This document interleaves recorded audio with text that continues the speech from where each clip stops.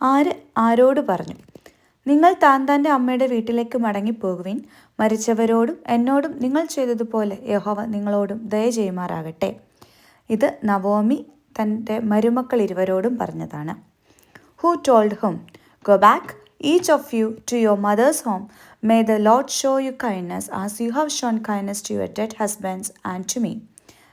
Naomi said to her 2 daughters-in-law.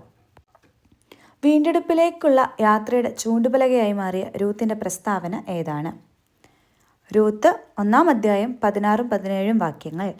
അതിന് Ruth, നിന്നെ വിട്ടു പിരിയുവാനും നിന്റെ കൂടെ വരാതെ മടങ്ങിപ്പോകുവാനും എന്നോട് പറയരുതേ. നീ പോകുന്നിടത്ത് ഞാനും പോരും, നീ പാർക്കുന്നിടത്ത് ഞാനും പാർക്കും. നിന്റെ ജനം എൻ്റെ ജനം, നിന്റെ ദൈവം എൻ്റെ ദൈവം. നീ മരിക്കുന്നിടത്ത് ഞാനും മരിച്ച് അടക്കപ്പെടും. മരണത്താലല്ലാതെ ഞാൻ നിന്നെ വിട്ടുപിരിഞ്ഞാൽ യഹോവ തക്കവണ്ണവും അധികവും എന്നോട് ചെയ്യുമാറാകട്ടെ എന്ന് പറഞ്ഞു. ഇത് വളരെ ഇമ്പോർട്ടൻ്റ് ആയിട്ടുള്ള ഒരു വേഴ്സാണ്, ബൈബിൾ വേഴ്സാണ്. നമുക്ക് മനപ്പാഠവാക്യമായിട്ടും ഈ വചനം പഠിക്കുവാനുണ്ട്. ഈ രൂത്തിൻ്റെ പ്രസ്താവന വീണ്ടെടുപ്പിലേക്കുള്ള യാത്രയുടെ ഒരു ചൂണ്ടുപലകയായിട്ട് മാറി. Which of Ruth's declaration became the signpost to the journey of redemption? Ruth chapter 1 verse 16 and 17. She told Naomi, do not urge me to leave you or turn back from you.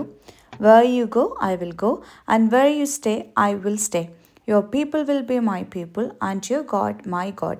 Where you die, I will die, and there I will be buried. May the Lord deal with me, be it ever so severely, if even death separates you and me.